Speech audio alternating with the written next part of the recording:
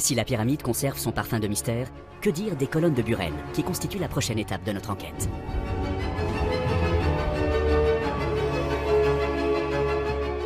Obsédé par la perspective de revisiter les hauts lieux de l'histoire de France afin d'y apposer sa griffe, le président n'a reculé devant aucune polémique pour imposer les goûts de Jack Lang, jamais avare d'une tentation moderniste.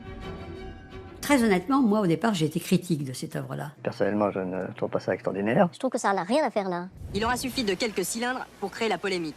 Tout autour du chantier des Jardins du Palais Royal où Daniel Buren a installé son œuvre, la discussion va bon train. Mais que ce n'est pas du tout fait pour aller dans ce cadre. Ce qui est grave, c'est ce que nous livrons quand même à ceux qui vont venir derrière nous. Buren a fait une erreur, une seule. Il aurait dû mettre des grandes palissades, on n'aurait rien vu. Ah non, mais les polémiques, tant mieux. Non, au contraire, ces polémiques nous donnaient un tonus supplémentaire. En dépit de la vindicte populaire, une fois encore, la volonté de Mitterrand s'est imposée non sans s'affranchir de toutes les règles en vigueur. En témoigne son ministre de la Culture d'alors, François Léotard, héritier du dossier initié par Jack Lang. Je ne l'aurais pas fait là, à cet endroit-là. Et à cet endroit-là, je considère qu'il fallait s'entourer de beaucoup de garanties de l'avis des commissions compétentes. On est passé outre toutes ces commissions, je crois que c'est une grave erreur. Pour essayer de comprendre le sens de cette installation, il nous faut étudier de près cette œuvre qui s'intitule « Les deux plateaux ». Elle se compose de 260 colonnes tronquées, en marbre rayé de noir de hauteur variable, disposées sur une sorte de damier. Le premier plateau est formé par les sommets de ces colonnes, tandis que le second, en dessous, est parcouru par une rivière souterraine. Si Daniel Buren a reconnu sa volonté de créer une œuvre monumentale, il s'est toujours refusé à en exprimer le sens profond. Il y a plusieurs choses. Il y a l'idée de faire des colonnes qui sont en écho aux colonnes classiques du XVIIIe siècle. Il y a l'idée d'introduire la rythmique classique des bandes noires et blanches ici de Buren. Et puis il y a une idée un peu plus compliquée de faire descendre des colonnes assez profondes vers le monde souterrain, le monde des catacombes, le monde des grottes, le monde de l'eau, le monde un peu tellurique. Dans le cas des colonnes de Buren, on a plusieurs éléments qui sont assez troublants en effet. Toutes les colonnes mesurent la même taille, mais elles sont plus ou moins enterrées, ce qui donne l'impression qu'elles n'ont pas la même taille. Je pense que là, on a un jeu d'opposition entre ce qui est apparent et ce qui est dissimulé. Montrer sans laisser voir. Voilà une fois de plus exprimé l'ambiguïté troublante des grands travaux. Les colonnes de Buren doivent être interprétées dans l'optique de la reconstruction symbolique du temple détruit. Quelle que soit la tradition dans laquelle on se situe, le temple a pour mission d'effectuer une liaison entre trois niveaux, sous terre, terre et ciel. Et donc ces colonnes, au fond, établissent une jonction entre le ciel, la terre et les souterrains dans lesquels elles trouvent leur fondement. Il nous paraît évident à ce stade de l'enquête que lier la surface de la Terre à un monde souterrain semble être une préoccupation commune à bien des travaux mitterrandiens. Les grands travaux sont tous souterrains. Que ce soit la salle de recherche à la Bibliothèque nationale, elle est sous terre. Que ce soit le musée du Grand Louvre, il est toujours sous terre. La Grande Arche, on croit qu'il faut monter, mais en fait, au centre, il y a un cratère dans lequel nous pouvons descendre. On est là dans la thématique du voyage au centre de la Terre. Dans les épreuves que l'on fait subir aux apprentis, il y a un nom qui est vitriol. On a la chimie ésotérique. Il signifie visite l'intérieur de la Terre et tu reconstruiras le monde. C'est une manière d'évoquer la transformation que doit faire le franc-maçon sur lui-même. La dimension maçonnique des constructions du président passe en permanence par une opposition entre le visible et l'invisible. Revenons à l'œuvre de Buren, dont l'aménagement recèle bien d'autres symboles secrets et troublants. Une vue aérienne du Palais Royal nous éclaire quant à la disposition géométrique des colonnes. Au nombre de 260, elles se répartissent sur 13 lignes de 20 colonnes. Ces nombres ne sont certainement pas dus au hasard. On les retrouve en effet dans le calendrier sacré des Mayas. Celui-ci comporte 13 mois de 20 jours. Si on le transpose sous forme de calendrier moderne, il nous donne l'agencement exact des colonnes du Palais Royal. Les colonnes figureraient ainsi un véritable temple à ciel ouvert.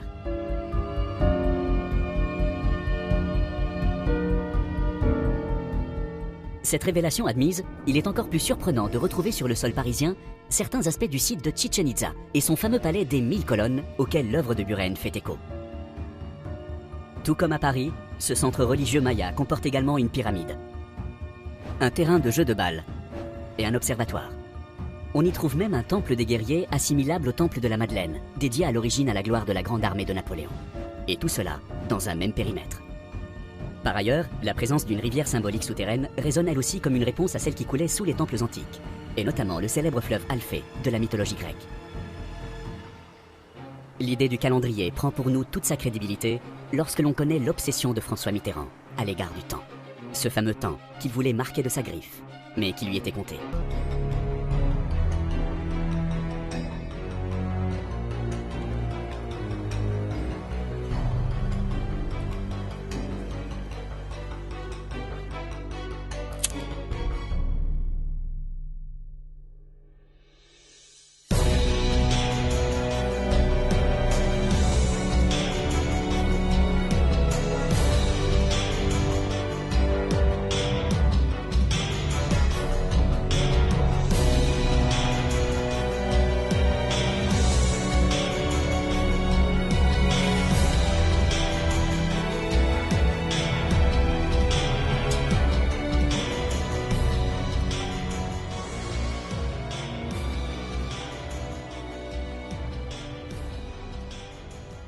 Stéphane Mellet, bonjour. Bonjour. Alors, où nous trouvons-nous aujourd'hui ?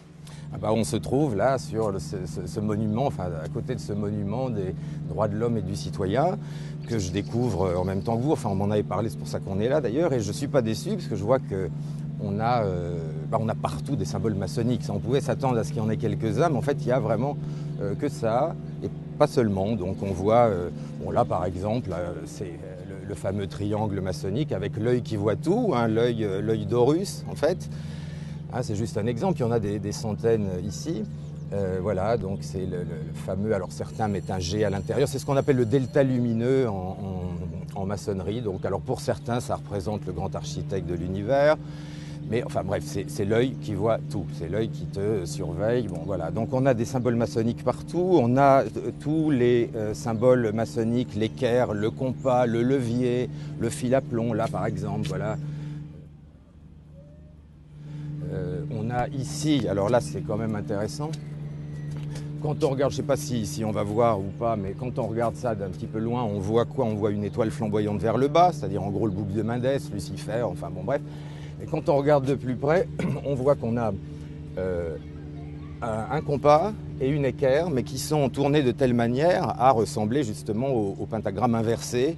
Bon, en fait, pour expliquer clairement, l'équerre dont je disais tout à l'heure qui symbolise la terre, pour les apprentis, le compas qui symbolise l'esprit est placé de cette manière et l'équerre est placé au-dessus. Ça veut dire qu'ils ont encore des progrès à faire. Quand ils deviennent compagnons, une des branches du compas passe par-dessus l'équerre, ce qui veut dire qu'ils sont en progrès dans la spiritualité. Et une fois devenus maîtres, les deux branches du compas passent par-dessus l'équerre et donc ça y est, le maître domine la matière, etc. etc. Sauf que après, dans de plus hauts degrés, les choses s'inversent et on voit l'équerre qui passe au-dessus, le compas en dessous, et on voit ça sur certains tabliers des hauts grades. Et, voilà. Et là, on trouve effectivement avec ce symbole-là, l'équerre et le compas qui sont placés dans une position qu'on ne voit jamais ailleurs, complètement de travers, et qui donne un pentagramme inversé, ce que certains appellent pentagramme luciférien, mais ce n'est pas ça, mais c'est plutôt, pour le coup, simplement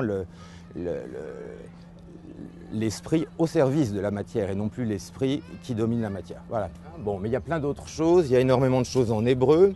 Alors, il y a plein de choses, évidemment, on ne peut pas les lire parce que c'est très petit, mais j'ai réussi à trouver par là on retrouve pareil, on retrouve le delta, on retrouve l'œil qui voit tout, on retrouve tous les symboles maçonniques à l'origine. Alors ici, on a, c'est tout ce que j'arrive à voir pour le moment, mais Shemot, hein, ça fait partie des midrash juifs. Hein, alors après, c'est le premier jour du nouveau calendrier, etc. etc.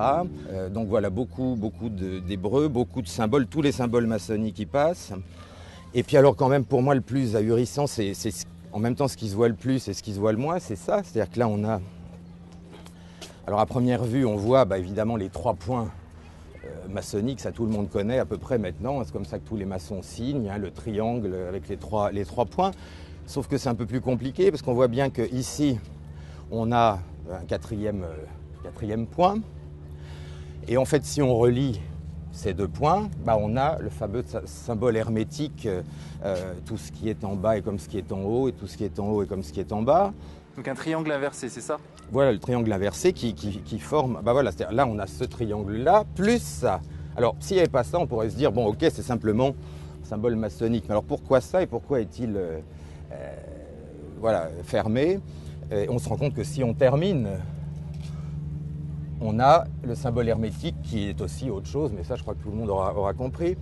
Voilà, et simplement ce qui reste, c'est-à-dire ce signe-là, c'est une lettre hébraïque qui est la 6e lettre de l'alphabet, la lettre Vav.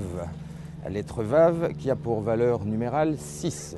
Et en hébreu, dans les jeux de mots kabbalistiques, vous avez des mots qui, si on leur enlève cette lettre, qui a valeur de 6, donnent des mots complètement différents. Ça sont les jeux kabbalistiques de la Témoura, de la Guématrie, de Noctaricon, enfin surtout de la Témoura. Voilà.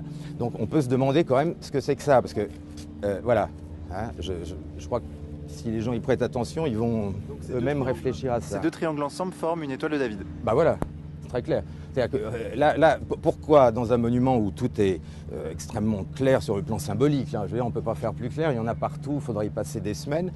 Pourquoi avoir ce triangle et ça? Qu'est-ce qui fait là celui-là? Bon, bien évidemment, on voit même les traces d'ailleurs. Bon, voilà. Et il manque la lettre Vav, valeur numérale de 6, pour former l'étoile de David ou le symbole hermétique d'Hermès Trismégiste, hein, tout ce qui est en haut et comme ce qui est en bas. Donc effectivement, c'est quand même assez surprenant. Alors on pourrait faire le tour, mais je veux dire, il y en a partout, il y a même des choses évidemment qu'on ne peut pas voir plus haut, mais on retrouve absolument partout le delta, l'équerre et le compas et tous les instruments maçonniques, hein, de tous les côtés. Alors j'ai pas encore tout vu. Et Stéphane Blais, pourquoi y a-t-il des inscriptions en hébreu sur ce monument dédié aux droits de l'homme?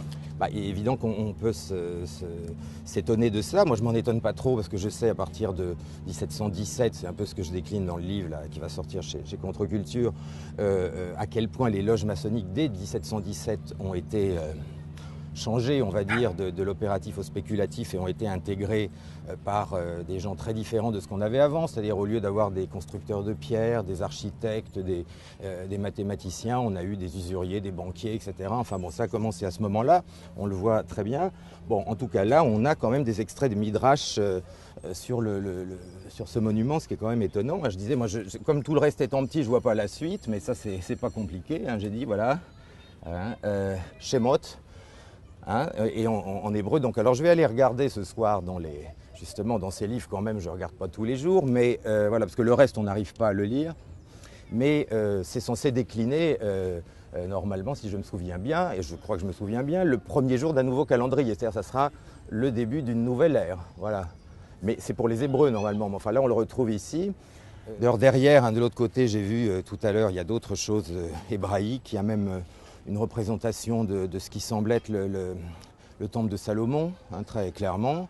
Je vois même un Adam Kadmon, je vois aussi une représentation du Sohar, de l'homme barbu, du Shem Amphorash. Enfin, ça c'est un peu compliqué, mais c'est vraiment typiquement de la mystique juive, hein, kabbalistique. Voilà, donc c'est assez surprenant. Tiens, je te parlais de la lettre Vav tout à l'heure qui manquait au second triangle. Là, alors, qu'est-ce qu'ils ont voulu dire? Je ne sais pas, mais tu as la lettre Vav à droite et à gauche, tu l'as à l'envers, la 6e lettre de l'alphabet hébreu. Je dis ça, c'est intéressant parce que c'est difficile à trouver. Tu feras un gros plan après. Voilà, encore le triangle maçonnique avec l'œil d'Horus à l'intérieur. Et là, avant la devise liberté, égalité, fraternité, il y avait une autre devise, on connaît ça dans la franc-maçonnerie, mais on ne le voit jamais, qui était liberté, raison, égalité. Et là, on le trouve ici tel quel. Hein, il n'y avait pas de fraternité encore, c'était plus discret. Et là, on le trouve avec, encore une fois, l'œil d'Horus à l'intérieur. Hein, donc le fameux œil qui voit tout dans le triangle maçonnique avec la devise, enfin, pas la devise définitive, voilà, liberté, raison, égalité, ou liberté, égalité, raison. Voilà. Et cet œil qui voit tout, il regarde quoi exactement? Ça, chacun le prendra comme il veut. Pour certains, on te dit que c'est l'œil du grand architecte de l'univers, si tu veux. Mais enfin, en même temps, dans les sociétés initiatiques, c'est l'œil qui voit tout, c'est-à-dire symboliquement, c'est l'égrégore maçonnique qui est partout et qui voit tout. C'est très clairement ça. Voilà. Donc c'est l'œil de l'égrégore maçonnique qui te regarde, qui te lâche pas. Voilà, on a les droits de l'homme, on a la Constitution en dessous, on a l'œil maçonnique au-dessus, l'instrument maçonnique du fil à plomb qui représente l'équilibre. Hein. Voilà, alors certains diront la justice, mais enfin ça c'est bien le fil à plomb. Et puis on a, voilà, on a les droits de l'homme. Mais la présence de l'œil qui voit tout est quand même symptomatique, je pense, entre autres. Là, tu as à nouveau la Déclaration des droits de l'homme et du citoyen, et en dessous, regarde, tu as, si tu peux faire un gros plan, tu as tous les outils maçonniques qui sont là, hein, le compas, l'équerre et tout le reste. Tous les instruments maçonniques sont posés au pied de la colonne. Ah voilà, alors là, voilà, pareil, tu retrouves absolument partout. Hein, tu vois, ça, c'est omniprésent. Voilà, le fameux delta lumineux des francs-maçons qui est rigoureusement partout. À chaque fois que tu vois la Constitution des droits de l'homme, tu la retrouves. Pour les gens qui s'intéressent vraiment, qui veulent connaître les symboles maçonniques, au lieu d'aller perdre leur temps dans la journée du patrimoine au Grand Orient de France ou à la Grande Loge de France, ils peuvent venir ici, ils les ont tous. Hein. Donc là, ils sont tranquilles, il suffit de les trouver, parce que c'est quand même pas difficile. À 2 pas de la Tour Eiffel. À 2 pas de la Tour Eiffel, l'équerre, le compas, le delta lumineux, le fil à plomb, enfin tous les outils, ce qu'on appelle les outils symboliques maçonniques, sont là. Et alors vraiment, c'est difficile de ne pas les trouver. Hein. Voilà, une fois qu'on le sait.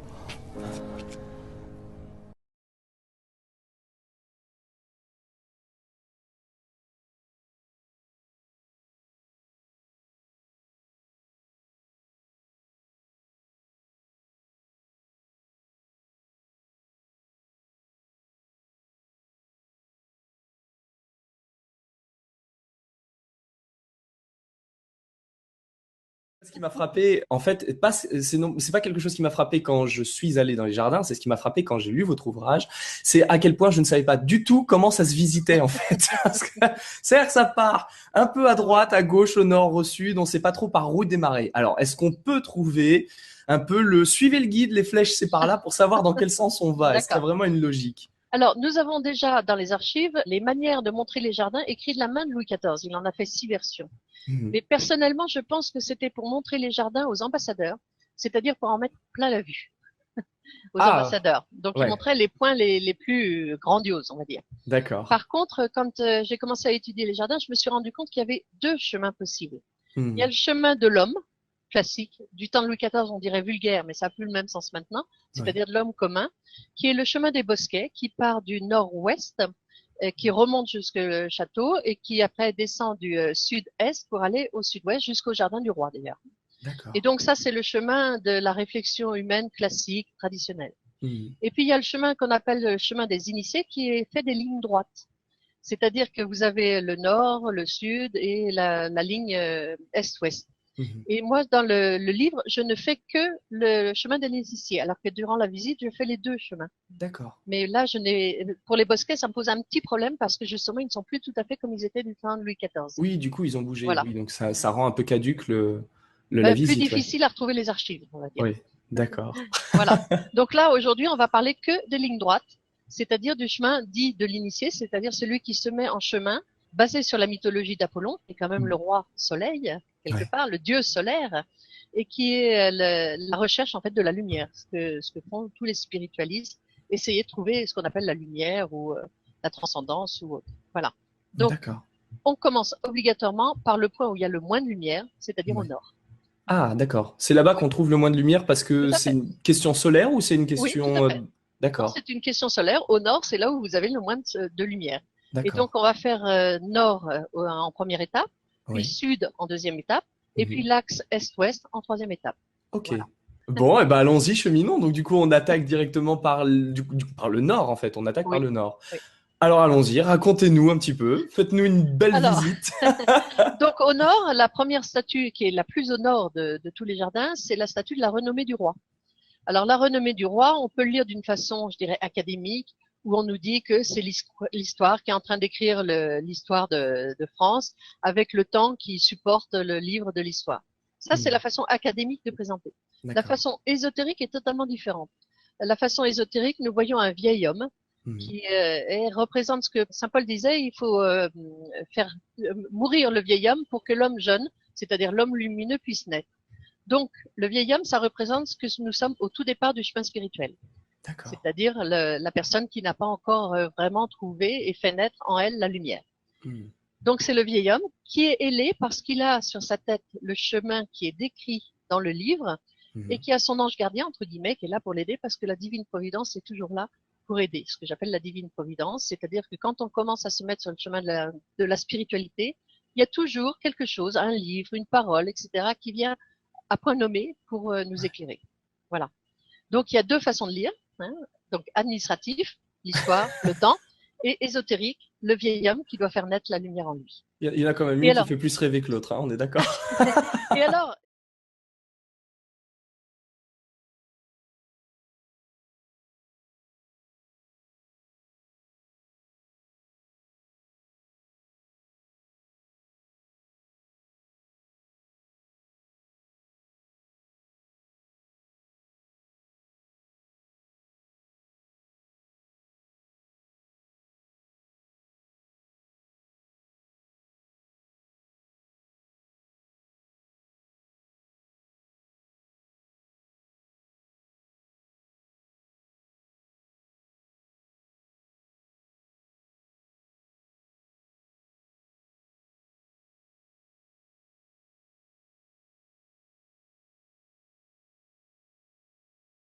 Une fois qu'on est accueilli, il n'y a pas de problème. Alors je suis allé donc à Lyon, j'ai pu rentrer dans des cercles un petit peu spéciaux qui m'ont ouvert certaines portes.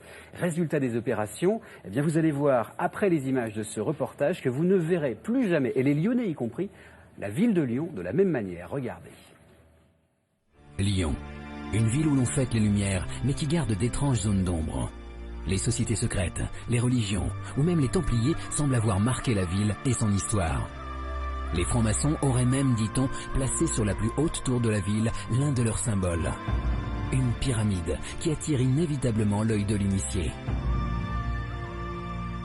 Mais les autres mystères de Lyon ne sautent pas aux yeux du premier venu. C'est une ville qui regorge de mystères, mais ces mystères ne sont pas accessibles, ils ne s'offrent pas à la vue, et il faut soit être initié pour y avoir accès, soit avoir beaucoup de chance et savoir repérer.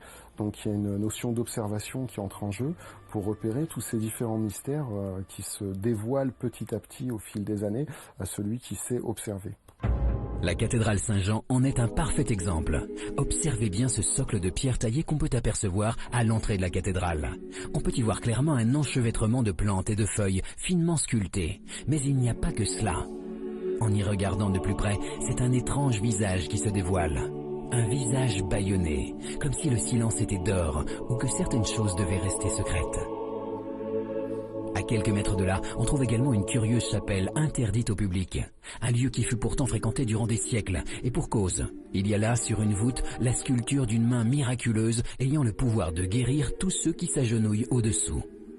La croyance populaire en a fait la main qui guérit. Et effectivement, il est de notoriété publique qu'en se plaçant sous cette main, on peut observer certaines rémissions. Ceci dit, c'est une croyance populaire. À l'origine, c'est une main qui fait le signe de la bénédiction, mais la bénédiction pour le chrétien n'est-elle pas une forme de guérison aussi ? Lyon possède d'autres mystères, et notamment une énigme historique peu connue du grand public. Une histoire incroyable de galeries souterraines bien réelles et secrètes que les spécialistes ont surnommées les arêtes de poissons. C'est le plan du réseau qui a amené les services de la ville à le baptiser les arêtes de poissons, puisqu'il est composé d'une galerie centrale qui dessert 32 galeries latérales. Leur particularité, c'est qu'elles s'arrêtent tout au bout de 30 mètres, et cette forme est complètement unique au monde. On ignore absolument à quoi ça a pu servir. Un véritable labyrinthe dont on ignore quasiment tout. Un réseau découvert par hasard au milieu du XXe siècle. Il a été découvert en 1959, il n'y en a aucune trace dans les archives, que ce soit le génie militaire ou le génie civil, et aucune trace ni de sa construction, ni de son utilisation. Dans son livre, Walid Nazim évoque toutes les hypothèses. Du réseau d'eau romain, en passant par le stockage d'armes, de vivres ou de poudre, rien ne paraît historiquement valable. La seule théorie qui, d'après lui, serait plausible serait celle d'une cache secrète templière. Alors l'hypothèse la plus séduisante et la plus vraisemblable à la fois, c'est le trésor des Templiers. Alors quel trésor, ça on n'en sait absolument rien, mais effectivement, tout laisse à penser que les Templiers sont à l'origine de la construction de cet ouvrage, au XIIIe siècle. D'autres lieux étranges et souterrains se cachent encore à Lyon, comme la crypte des Brotteaux, une chapelle souterraine qui renferme les ossements de milliers de Lyonnais massacrés à la Révolution par l'armée française. Un endroit étrange et encore une fois secret, puisqu'il n'est que très rarement ouvert au public. C'est un lieu secret, oui, de l'histoire de la ville de Lyon, qui est peu visité, mais qui est réellement visité. C'est un lieu qui doit rayonner une certaine intimité, et un certain recueillement. Et c'est pour cela que ce n'est pas un lieu qui est ouvert largement tous les jours au grand public. Lyon reste donc une ville qui garde jalousement ses secrets et ses étonnants mystères. C'est fait exprès. C'est étonnant, David, ce visage dans la cathédrale Saint-Jean. Et il y a peu de gens qui le savent. Quand on le découvre, moi la première fois qu'on me l'a montré, j'ai fait, je vois rien du tout, je vois des espèces de sculptures de lierre ou de choses comme ça. Puis en réalité, une fois qu'on s'approche, ce qui est étonnant, c'est qu'il soit bâillonné. Qu'est-ce que ça veut dire? Ça reste un mystère. Il y a d'autres choses dans la cathédrale Saint-Jean qui sont assez passionnantes, notamment une horloge astronomique. Il y a aussi un calendrier qu'on dit perpétuel. Et ce calendrier perpétuel, alors il est source de légende puisque il se termine le 3 décembre 2019. Il en fallait évidemment pas plus à certains pour croire à un nouveau signe de la fin des temps, mais je vous rassure, en fait, l'horloge a un cadran qui se change tous les 65 ans, donc ça veut dire que on va repartir pour 65 ans dans quelques années. Il y a aussi d'autres étrangetés à Lyon, comme par exemple la maison Brunet. Alors regardez cette maison Brunet, elle est particulière, essayez de deviner pourquoi. Alors évidemment, elle est très grande. Elle est très grande. Elle a été construite en 1825. Il y a un étage en plus, non? Elle est unique au monde. Elle est tout simplement un calendrier grandeur nature. Elle a 365 fenêtres, donc correspondant au jour de l'année, 52 appartements, 7 étages, 4 entrées. En tout cas, à l'origine, elle avait ça. Ça a un petit peu changé aujourd'hui. Et puis, on connaît évidemment le commanditaire, parce que c'est la maison Brunet, donc c'est le commanditaire, c'est Monsieur Brunet, mais on ne sait absolument rien sur l'architecte de cette maison. Et puis, si on a quelques instants pour terminer. Pour conclure. Ouais. Alors très vite, parce qu'il y a quelqu'un qui m'a donné, un Lyonnais qui m'a donné des photographies justement faites à la Fête des Lumières il y a quelques années, et il a pu prendre en photo quelque chose d'assez extraordinaire, c'est-à-dire un visage dans la fumée, ça pétaradait de tous les côtés, et on voit un visage apparaître justement à côté de la cathédrale Saint-Jean. Donc je remercie cette personne, et voilà, ça m'a assez impressionné, même si évidemment c'est purement dû au hasard. Merci beaucoup, David, toujours passionnant, bravo.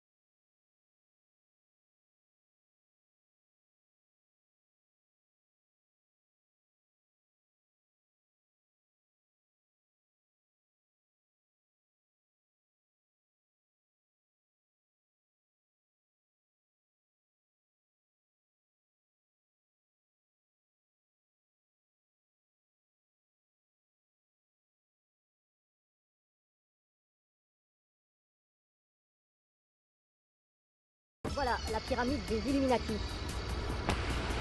Comme vous pouvez le constater, il y a 13 degrés. Du moins 13 étages. À Toulouse, à Blagnac, ça s'appelle la place de la Révolution. C'est un rond-point en fait, et comme vous pouvez le voir, des voitures tournent autour. J'imagine que nos concitoyens ignorent certainement la signification, ou alors ils s'en foutent, mais c'est pas grave.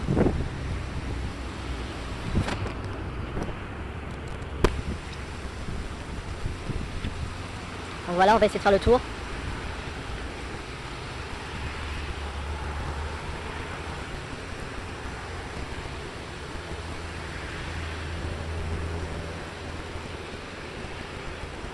Voyez l'édifice, à savoir avec quel denier a-t-il été financé. Bien sûr, comme disent beaucoup de francs-maçons, ils n'ont pas participé à la Révolution, ou du moins ils ont eu une influence mineure. En tout cas, ici on en a une preuve. Il suffit de voir la grandeur de l'édifice et toute sa signification. Comme vous le saviez, nous le retrouvons aussi sur le billet de 1 $. Bon. Voilà, on en a fait le tour. Je m'arrête pour que vous puissiez bien le voir. 1, 2, 3, 4, 5, 6, 7, 8, 9, 10, 11, 12, 13. Et la petite pointe. Voilà. Les Illuminati. Et regardez nos concitoyens qui tournent autour comme ça, en voiture, se promènent, c'est le week-end, c'est bien. Bravo, le nouvel monde mondial est proche. Les choses vont bientôt changer. Mais on roule, on tourne. On va certainement consommer au cinéma, c'est très bien. Enfin bref.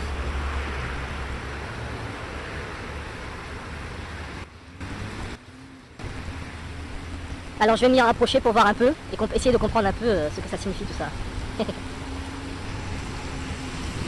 Alors, donc c'est une fontaine qui cache bien son jeu d'ailleurs. Alors, elle est suspendue au-dessus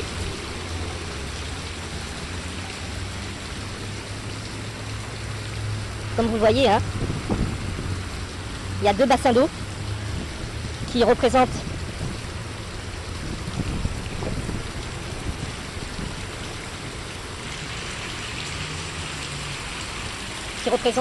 donc le globe terrestre. Voyez-en vous-même. Très symbolique. D'une certaine manière, nous sommes au-dessus du monde, à la tête de l'humanité, puisque la pyramide est suspendue. Et autour, vous avez les continents, enfin le monde quoi, le globe terrestre. Voilà. Et quand on lève la tête, la pyramide.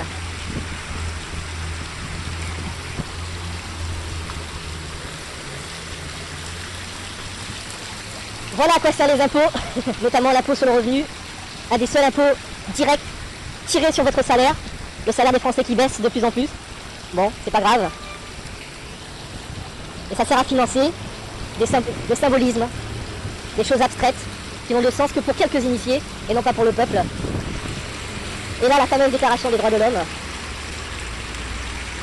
Je recule pour que vous puissiez voir. Voilà.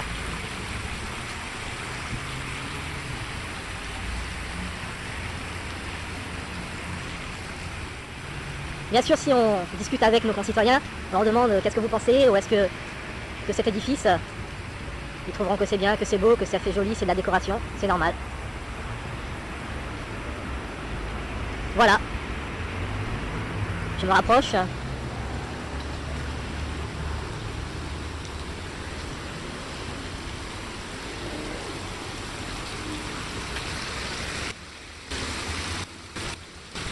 Zoom sur la déclaration. Ici on voit l'œil.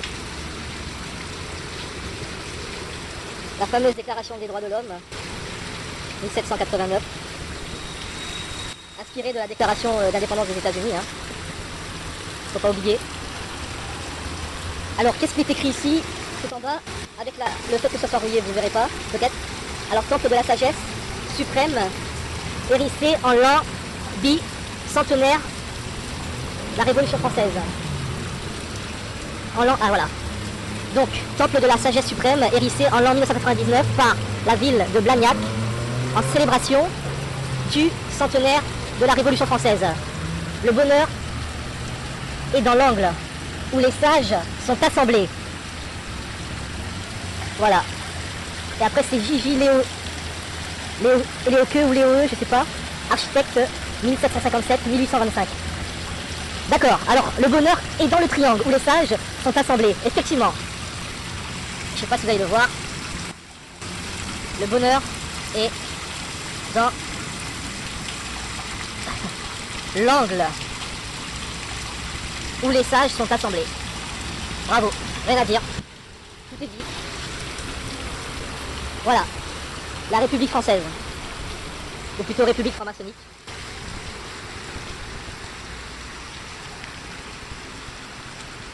Bien sûr, ces gens-là travaillent pour votre humanité, pour vos intérêts, comme ils le disent et ils le répètent sans cesse. Bon, faut les croire. Le nouvel ordre mondial, la solution au problème de l'humanité, un seul gouvernement.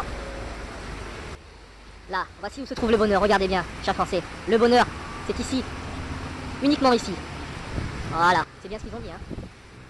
Alors, vous remarquerez aussi qu'il y a le rond-point, et en fait elle se trouve dans une sorte de carré ou de rectangle, avec des poteaux. Il faudrait que je les compte, est-ce qu'ils seraient au nombre de 33 peut-être, par exemple, par hasard, ça serait bien. 1, 2, 3, 4, 5, 6, 7, 8.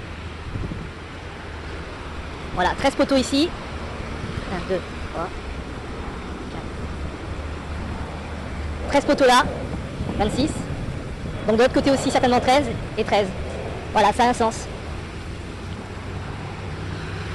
Voilà. Et ça donne le sentiment d'être comme dans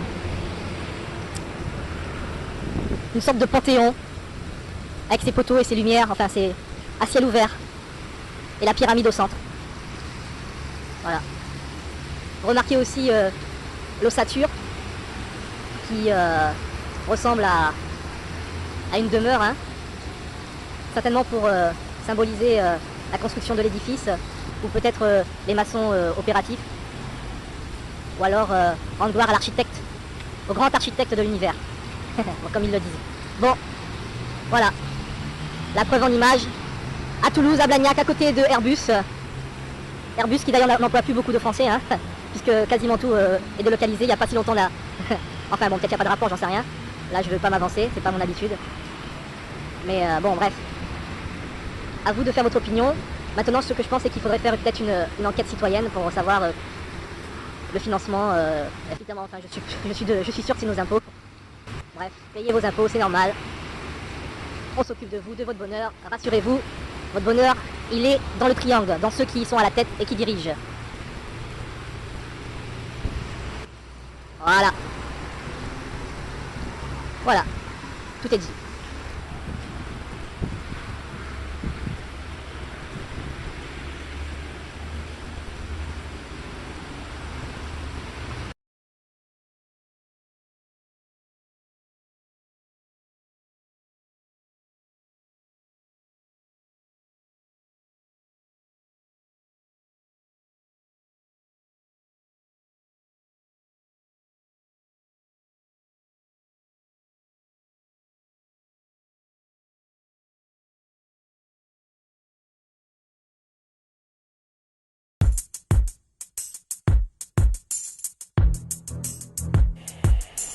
Bonjour et bienvenue dans ce troisième épisode de la Pilule Verte. Aujourd'hui, nous allons vous révéler les pyramides de France. Car oui, il y a des pyramides sur notre territoire, il y en a même pas mal, dont certaines sont très anciennes, mais très méconnues. D'autres sont nettement plus récentes, mais tout aussi méconnues. Nous allons décoder et nous allons interpréter ce message et nous allons vous livrer une interprétation. Je dis ça car c'est vrai que lors du dernier épisode, nous n'avons pas trop interprété les choses, de manière à vous laisser interpréter vous-même, de manière à vous faire travailler votre propre intuition, car c'est en cherchant et en utilisant son intuition qu'on peut commencer à comprendre soi-même le langage très symbolique des anciens bâtisseurs. Nous vous avions tout de même fait un article pour ceux qui étaient impatients. Mais de manière à pleinement profiter de cette révélation, je vous invite évidemment à regarder les précédents épisodes de la Pilule Verte si ce n'est pas déjà fait, et éventuellement même à regarder toute la série Real History. Globalement, nous avons trouvé le réseau vert, qui est un réseau qui nous prouve deux choses. La première, c'est que différentes civilisations anciennes ont existé, et qu'elles sont toutes raccordées elles-mêmes sur ce réseau, ce qui nous souffle l'idée d'une civilisation mère qui aurait généré les autres. De plus, ces civilisations étaient scientifiquement avancées puisque la disposition précise sur notre planète de ces monuments, autant que les règles géométriques très avancées qui ont été utilisées, c'est-à-dire des règles dites pythagoriciennes, ont été utilisées plusieurs millénaires avant la naissance de Pythagore, nous prouvent donc qu'il s'agissait en plus de civilisations avancées. Lors du dernier épisode, nous avions vu que le monument l'Axe majeur à Cergy-Pontoise, construit par François Mitterrand et plusieurs francs-maçons, révérait l'Empire romain. C'est une surprise évidemment, puisque l'Empire romain est censé être mort depuis plus de 1500 ans. Et pourtant, cette pyramide de Coire à Autun, ancienne Augusto Dunum, ville romaine construite pour remplacer Alésia, eh bien cette pyramide a exactement les mêmes proportions que la pyramide de Rome en Italie. Cette pyramide existe toujours, la voici, cette pyramide de Rome en Italie.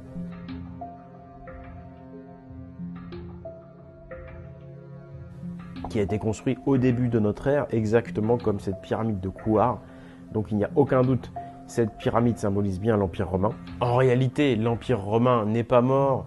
Toutes les personnes qui s'intéressent à l'histoire, au-delà de l'histoire officielle pour les bisounours, savent bien que l'Empire romain a continué de dominer au travers de son Église, au travers de la religion catholique, que tous les fonctionnaires romains déportés dans les provinces sont devenus des évêques dans ces mêmes provinces. Donc l'Empire romain n'est pas mort à ce moment-là, il s'est perpétué dans l'Église.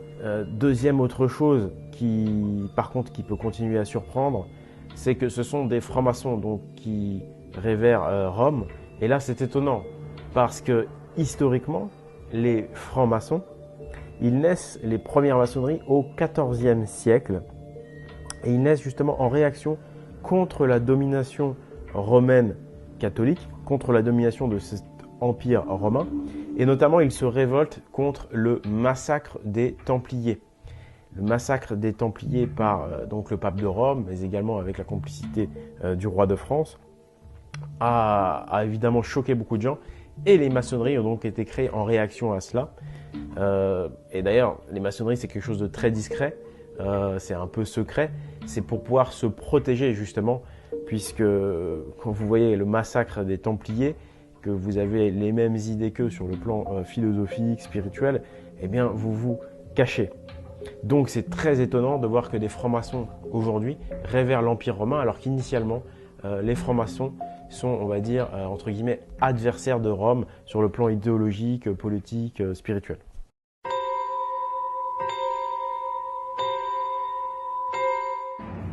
Tentons de comprendre avec cette découverte de Sylvain Tristan la fameuse ligne des pyramides de France sur laquelle nous retrouvons évidemment la pyramide de Coire à Autun ex Augusto Donum, construite en l'honneur de la victoire des Romains à Alésia. Nous allons également retrouver tout près de Nice la pyramide de Phallicon ou Phallicone, construite vraisemblablement à la même période par les Romains pour célébrer leur victoire, même si certaines personnes pensent qu'elle serait peut-être plus récente. Pour résumer, nous avons donc une droite romaine formée par ces deux pyramides construites en l'honneur de la victoire de l'Empire, avec les mêmes proportions donc que la fameuse pyramide de Rome, toujours visible aujourd'hui en très très bon état. Mais donc, quel va être le vrai axe? Il nous faut un troisième point forcément. Eh bien, cette ligne, si on la prolonge, elle va nous mener tout droit, tenez-vous bien, en plein Paris, en plein sur la pyramide du parc Monceau. De là à croire que la ville de Paris a été positionnée en fonction de cette ligne romaine, il n'y a qu'un pas. Vous savez, c'est cette fameuse pyramide qui ressemble fort à la pyramide d'Illuminati, celle du parc Monceau.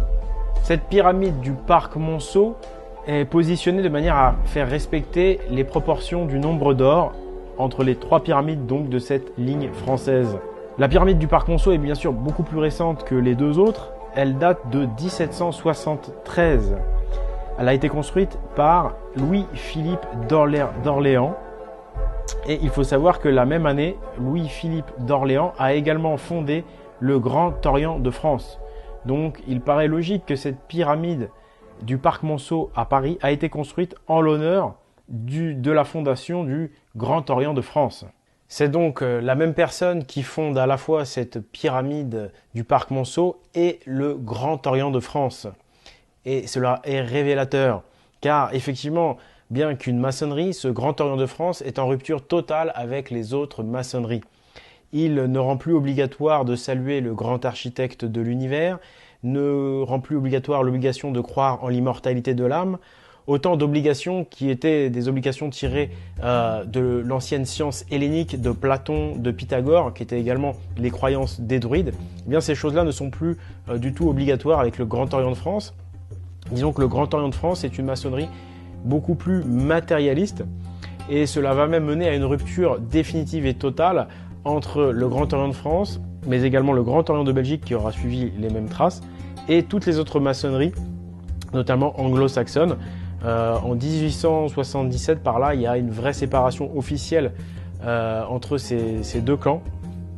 Et on apprend que c'est sous la pression de l'Église catholique romaine, en réalité, que ces maçonneries du Grand Orient, en fait, seront beaucoup plus matérialistes et différentes. Comme si donc cela confirmait notre intuition, ces maçonneries sont des maçonneries romaines, construite donc avec un autre état d'esprit totalement différent de celui des maçonneries traditionnelles. Des maçonneries traditionnelles, traditionnellement opposées à Rome. Quoi de plus logique donc qu'il y ait autant d'écart? Même si là, ce qui est intéressant, c'est de voir que, bizarrement, entre guillemets, les maçonneries du Grand Orient sont beaucoup plus matérialistes. Elles finissent même plus tard par renier Dieu. On sent en fait que c'est pour faire de la place à l'Église. Pour que l'Église puisse garder le monopole de Dieu, il fallait que les maçonneries en soient privées.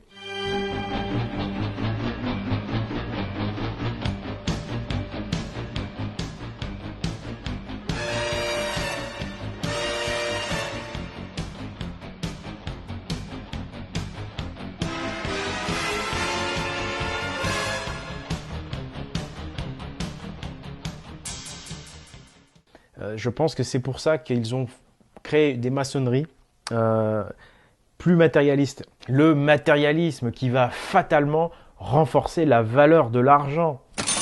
Ça va mener même à un culte de l'argent qui fait les affaires du système bancaire. La finance internationale se retrouve largement renforcée quand on est dans une société matérialiste avec un culte de l'argent. Tout ceci va mener à une société d'hyperconsommation. Et pour justifier l'hyperconsommation, la débauche, on va inverser les valeurs. Les valeurs vont dégringoler pour justifier l'hyperconsommation, pour justifier le culte de l'argent. Donc vous voyez qu'au départ, une simple idéologie plus matérialiste nous mène à la société des orgies romaines, mot fort bien choisi, nous mène à une société de l'argent et de l'hyperconsommation, une société qui finit par être décadente.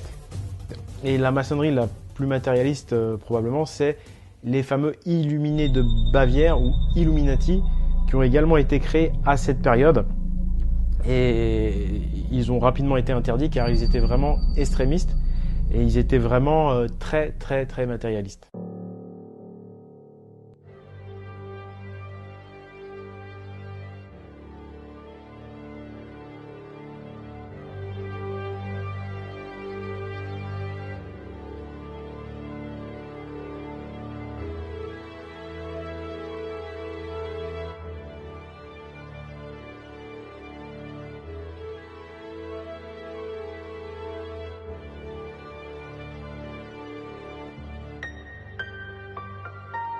Et oui, sur ce billet de 1 $, on retrouve bien une pyramide romaine avec des caractères écrits en latin. Tiens, d'ailleurs, si nous allions au quartier latin de Paris. Et quelle surprise, cette ligne romaine coupe en plein centre du quartier latin. Regardez comme c'est impressionnant. Le Panthéon, qui est un peu le centre du quartier latin, tout comme la Sorbonne, est coupé en plein milieu au centimètre près par cette ligne romaine. Regardez bien le Panthéon vu du ciel. C'est une croix romaine. C'est incroyable. On a construit le quartier latin et Paris tout autour de cette ligne romaine qui donc signe Paris, ville romaine, Paris, ville babylonienne, Paris, ville du diable. Donc je voulais faire une vidéo sur un sujet qui est terrifiant, qui est ignoble, qui est affreux. Je voulais parler de Paris, qui est la ville du diable. C'est une ville immonde, ignoble. Et je peux m'apercevoir que Paris, quand on s'en éloigne, on s'aperçoit qu'en rentrant en France, avec du recul, on a vécu à l'étranger, on s'aperçoit qu'on vit dans une ville ignoble, où les valeurs sont inversées. Nous avons donc un axe romain sur lequel se trouvent des pyramides, sur lequel se trouve la ville de Paris. Cet axe romain coupe un axe hyperboréen, l'axe d'Alésia, l'axe celtique qui est lui un méridien vert. La grosse différence, elle est là. Voyons ce qu'il se trouve au croisement entre le méridien vert et l'axe romain. Eh bien, c'est le lac de Céton. Ce lac est également un lac artificiel, c'est-à-dire construit récemment par donc les maçonneries romaines modernes. Et bien, ces Romains savent tout de même saluer leurs valeureux adversaires, puisqu'ils ont, à l'occasion donc du croisement entre le méridien vert hyperboréen et la ligne romaine oblique, ils ont fait un étang qui fait exactement 366 hectares. Voilà, Ce lac même fait 366 hectares, hommage tout de même aux anciens bâtisseurs, maîtres du 366. Là où on voit qu'il y a une rupture très forte consommée entre les Romains et l'ancienne civilisation traditionnelle celto-nordique, c'est qu'aucun des monuments romains n'est relié à un méridien vert. Ils sont sur leur axe à eux, qui est une ligne romaine, qui pointe vers le sud et vers l'orient, alors que les méridiens verts traditionnels, eux, pointent tous vers le nord. Et oui, puisque n'importe quel méridien finit sa course au pôle. Ils sont donc tous raccordés, ces méridiens verts, au pôle, et donc à cette symbolique du nord de l'Hyperborée. Donc on voit bien que les Romains ont tenu à avoir leur propre ligne qui pointe vers l'Orient, d'où le nom de la maçonnerie Grand Orient. D'où ce tabou pour le Nord qui fut, attachez-vous bien, la tradition de tous les peuples européens, tous, y compris les Italiotes et les Étrusques, avant d'être romanisés. Les Ibères également, dont le nom retrouve Bère, c'est-à-dire l'ours, qui renvoie bien sûr à la zone arctique, au nord, arctique, je rappelle que ça vient du grec arctos, qui veut dire ours. Bref, le nord, c'est toute la spiritualité traditionnelle des anciens Européens, qu'ils soient celtes, qu'ils soient germains, qu'ils soient hellènes, qu'ils soient bretons. Parce que c'est l'axe du monde, le pôle nord. C'est l'image de la divinité chez les Hyperboréens, c'est ce point d'équilibre, cette colonne du ciel qui est à la fois, je dirais, la colonne d'Atlas de la mythologie grecque. Atlas porte le monde. Mais c'est également l'Irminsul ou l'Yggdrasil, l'arbre sacré qui porte le monde. Eh bien, tout cela, ce sont des allégories, des métaphores qui renvoient symboliquement au pôle et à de la vraie science. Puisque le pôle, c'est Atlas, c'est l'Yggdrasil, c'est Irminsul, parce que le pôle est un vortex magnétique très puissant. C'est là le point en fait de source du champ magnétique terrestre. Le champ magnétique terrestre qui nous permet de nous maintenir en vie, puisque c'est lui qui tient à l'atmosphère, c'est lui qui exerce la gravité pour que l'on tienne debout. Eh bien, c'est le pôle donc qui porte le monde. C'est l'image, si vous voulez, de la gravité. Atlas, l'arbre Yggdrasil, Irminsul, l'axe du monde, les colonnes du ciel, c'est ça. Donc il y a quelque chose de très scientifique là-dedans et c'est vraiment très spirituel. Tous les anciens peuples européens renvoyés au nord, c'est pour ça qu'on retrouve dans l'ancien monde pratiquement à chaque fois les monuments placés sur ce méridien vert qui les raccorde au pôle. Alors que là, les monuments romains, sont connectés, sont pas connectés au pôle, ils ne sont pas raccordés au nord, ils pointent vers le sud, vers l'Orient. Nous voici donc à l'axe majeur de Cergy, ville nouvelle, maçonnique, construite dans les années 80, et l'on voit tout de suite la couleur rouge du pont de l'axe majeur qui nous renvoie tout de suite à l'Empire romain, mais également à la symbolique de la couleur rouge, qui est celle des passions qui mènent au matérialisme, au plaisir des orgies, on se rappelle des orgies romaines, et puis si l'on regarde en haut, on voit comme des cornes retournées, bon ce sont aussi des équerres, des caractères grecs, mais c'est vrai que la façon dont ça a été disposé en rouge, on a l'impression que ce sont les cornes de Satan. De ce point de vue, il ne fait pas de doute que ce monument est romain et appartient plutôt à la contre-tradition.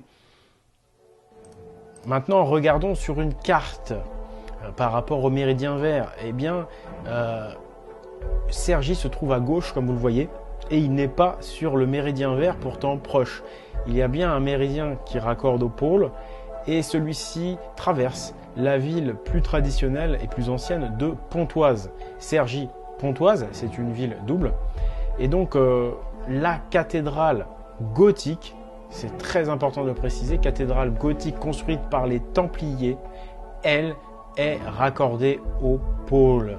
Elle mène tout droit au nord, alors que comme vous le voyez, l'axe majeur est tout proche du méridien vert, mais il n'y est pas. Il est donc déconnecté du pôle. En revanche, cet axe majeur en rouge pointe vers la ligne des pyramides romaines, vers un axe encore plus majeur, j'ai envie de dire, pour les Romains, qui est l'axe romain. Regardez comme ces deux axes, l'axe majeur et l'axe romain, sont quasiment confondus. En tous les cas, c'est très intéressant de voir que la cathédrale gothique des Templiers, elle, est raccordée au pôle. Cela confirme la logique du départ. Les Templiers ont été combattus par l'Église romaine parce qu'ils sont du côté de la tradition. Ils sont du côté du pôle et du nord. Alors pourquoi est-ce que ces Romains ont fabriqué des pyramides quand on sait qu'elles n'ont rien à voir avec les grandes pyramides de Gizeh? Je pense que c'est pour imiter, c'est pour essayer de faire comme les anciens bâtisseurs de la tradition, car les Romains représentent véritablement la contre-tradition. La couleur rouge qui les caractérise est effectivement la couleur de la rébellion, alors que la couleur verte des Celtes, des Hyperboréens, est la couleur de la nature, est la couleur également des choses cachées, des choses à chercher, des secrets de la nature. Mais bref, on a le vert d'un côté, le rouge de l'autre. Et les Romains, à mon avis, ont tenté d'imiter donc les plus belles réalisations faites par la tradition hyperboréenne, notamment les grandes pyramides de Gizeh, dont on sait que les applications étaient des applications pratiques utiles. On sait que c'était en réalité une métamachine, ce n'était pas un temple. Les Romains, ne pouvant reproduire de telles prouesses, ils ont simplement imité la forme des pyramides, mais sans jamais pouvoir imaginer ce que cela pouvait réellement produire. On retrouve donc la patte de Loki, l'imitateur, qui imite, mais pas totalement, puisque par orgueil, ils ont voulu tout de même marquer leur individualité, marquer leur identité romaine. On le voit au fait que la proportion de leur pyramide est différente. Voilà d'où vient cette proportion différente des pyramides romaines, qui sont beaucoup plus élancées vers le haut avec une base beaucoup plus fine. C'est par orgueil pour pouvoir montrer qu'ils ont quand même leur individualité. Donc ce sont des Loki qui ont imité, mais des Loki également orgueilleux. Les Romains représentent véritablement ce qu'on appelle la contre-tradition. Ils utilisent les connaissances pour leur propre intérêt, pour dominer, pour exploiter, pour assouvir leurs besoins, leur avidité sans fin d'argent et de pouvoir. Et ce sont les initiés de la contre-tradition, ceux qui n'emmènent pas l'humanité vers de l'élévation spirituelle, vers de l'harmonie, vers de la sagesse. Alors que la tradition primordiale est là pour élever, pour cultiver le bonheur, pour amener les peuples vers l'harmonie.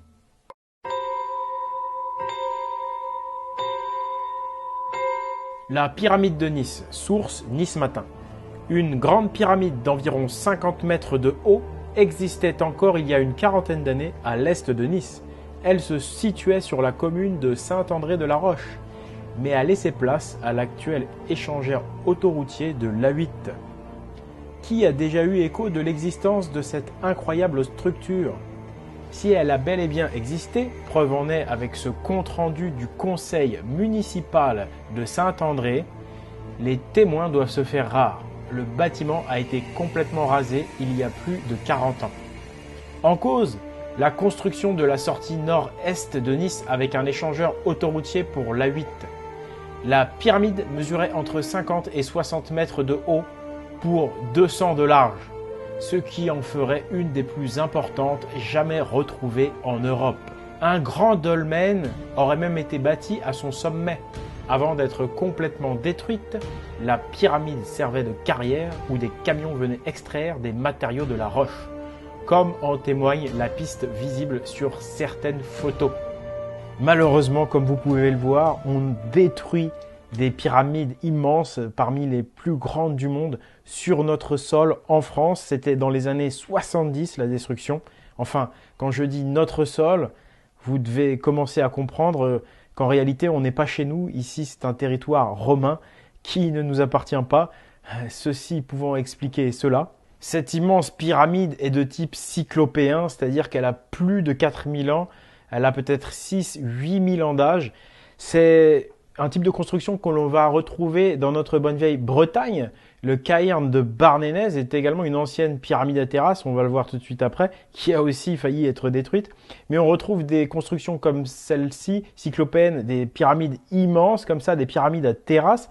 On en retrouve sur les quatre coins de la Terre et elles sont toutes très très anciennes, à chaque fois largement plus de 4000, voire 6000, voire 8000 ans. On ne sait pas exactement tellement elles sont anciennes. Un fait vraiment très surprenant, c'est que cette pyramide de Nice se trouve sur l'axe dit romain. Oui, juste après la pyramide de Phallicon sur cet axe romain, vous avez la pyramide de Nice, enfin aujourd'hui ce qu'il en reste, c'est-à-dire l'échangeur de l'autoroute A8. Bref, c'est quand même étonnant. Tout va s'expliquer.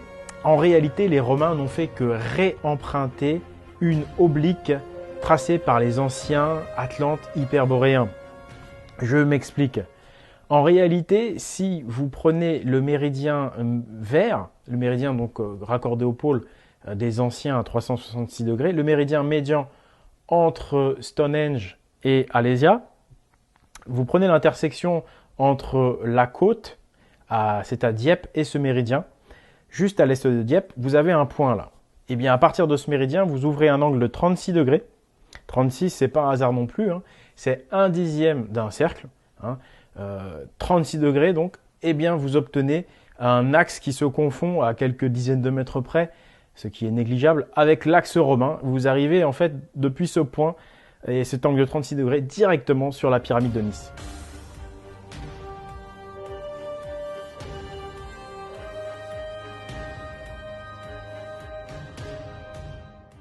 Donc les anciens, je le crois, c'est mon interprétation, ont construit cette pyramide de Nice pour retrouver le niveau de la mer.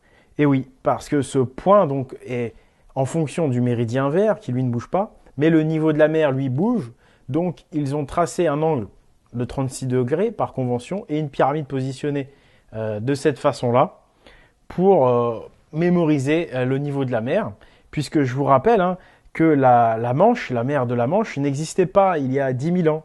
Je vous rappelle que la Manche n'existe que depuis 5000 ans avant Jésus-Christ, depuis 7000 ans. Ça fait à peu près 7000 ans que la mer est à ce niveau-là. Et donc, les côtes de Dieppe n'auraient pas bougé depuis cette période. Et les anciens, dans leur souci de sagesse, de prévenir les gens, de transmettre, ils ont construit cette pyramide de Nice avec cette technique pour pouvoir repérer le niveau des côtes depuis la dernière grande montée des eaux. Ce qui ne veut pas dire qu'entre-temps, il n'y a pas eu non plus de montée des eaux à d'autres endroits. Donc les Romains n'ont fait que réemprunter une oblique construite par les anciens bâtisseurs qui servait à montrer le niveau de la mer, le niveau des côtes. Et ils se sont empressés de détruire la pyramide de Nice pour cacher le fait qu'ils n'avaient fait que réemprunter un ancien axe. Ils ont tenté de faire la même chose dans notre bonne vieille Bretagne, avec l'immense caïrn de Barlénaise qui a été sérieusement endommagé, mais vous allez voir, les Bretons ont su garder et ont su le protéger.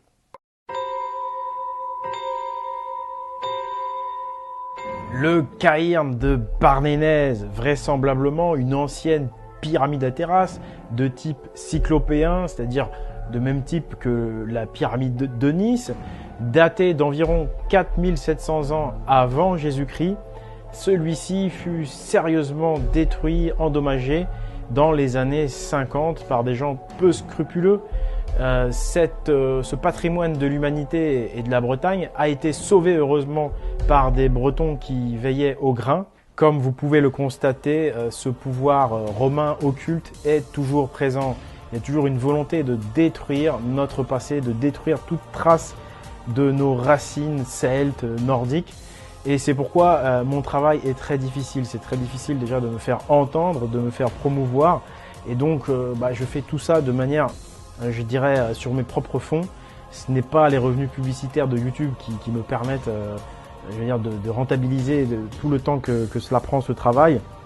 Donc c'est pour ça que je me permets de vous demander un petit geste, éventuellement si vous pouvez.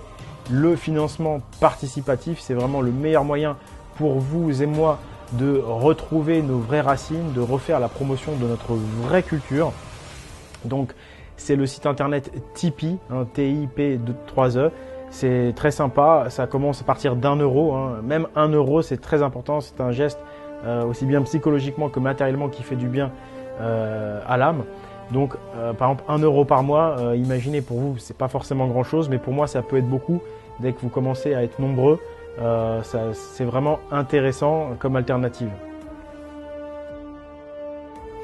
Nous n'avons donc aujourd'hui que des vestiges. Mais sachez qu'à l'époque de sa splendeur, il mesurait à peu près 70 mètres de long sur à peu près 50 mètres de haut. C'était donc un édifice vraiment très très important. Et ce caïrn de Barnénèse est bel et bien raccordé au pôle.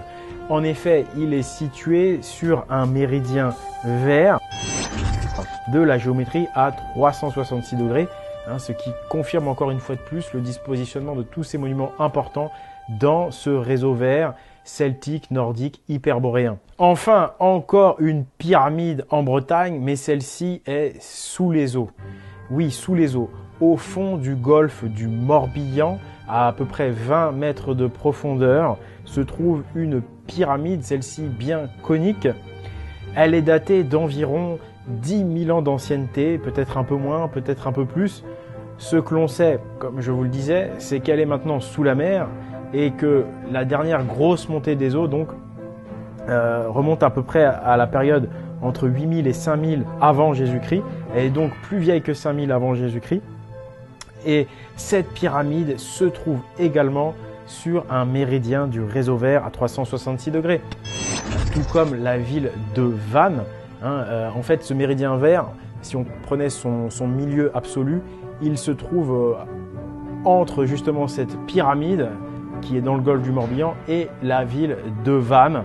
La ville de Vannes de la tribu des Vénètes. Je le rappelle que le nom de Vannes vient de Vénète, la tribu des anciens Celtes, qui est très très très ancienne, qui est justement une tribu réputée de l'époque Atlante, de l'époque très ancienne, et qui a duré jusque Jules César, à qui elle a donné beaucoup de fil à retordre.